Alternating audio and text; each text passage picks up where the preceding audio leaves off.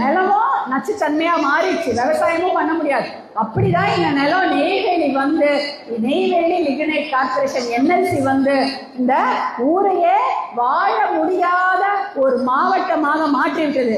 அதான நம்ம குழந்தைகளுக்கு நுரையீரல் பிரச்சனை, நமக்கு இருதய பிரச்சனை போன்ற எத்தனையோ பிரச்சனைகள், கண் பார்வை கோளாறு, புற்றுநோய், 7 விதமான புற்றுநோய் வருதான் இந்த காற்றை சுவாசிப்பதனால். ஏன்னா என்எல்சி விடக்கூடிய அந்த நச்சு காற்றை சுவாசிப்பதால் 7 விதமான புற்றுநோய், கேன்சரை பத்தி எல்லாருக்கும் தெரியும், வந்தா எவ்வளவு பெரிய பிரச்சனை.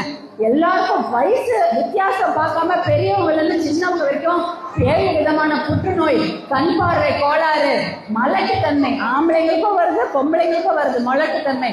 குழந்தைங்க பிறக்கிறதுலாம் பெரிய கஷ்டமாயிடுது. இப்ப அப்புறம் நுரையீரல் பாதிப்பு, மூச்சு திணறல், எல்லா நோய்களும் இந்த என்எல்சியால தான் வந்தது. இதற்காக மிகப்பெரிய போராட்டம். இதுக்கு மேல 3வது சுரங்கத்துக்காக 4 ஊர்ல ஏலம் எடுத்திருக்கிறாங்க. 4 ஊரு, அது கூட கடந்த வருடம் நடந்தது. எந்தெந்த ஊர்? வீராணம், மைக்கேல்பட்டி, பாளையங்கோட்டை, அப்புறம் வந்து அரியலூர்.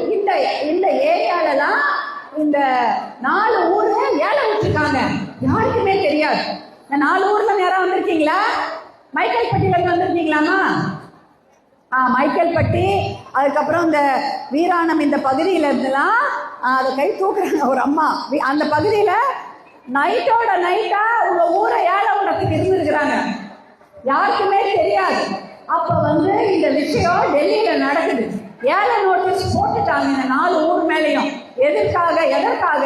3வது நிலக்கரி சுரங்கத்தை எடுப்பதற்காக. இதுல எவ்வளவு லட்சம் ஏக்கர் போகும் தெரியுங்களா? 1 லட்சம் ஏக்கர் நிலத்தை அவங்க என்எல்சி எடுத்துக்குவாங்க. அப்ப அந்த 1 லட்சம் ஏக்கர் நிலத்தை வைத்திருக்கக்கூடிய விவசாயம்லாம் வீடெல்லாம் விட்டுட்டு நடுராத்திரி ஏதாவது வண்டியில கொண்டு போய் ஏற்றி ஏதாவது ஊருக்கு அனுப்பிச்சிடுவாங்க.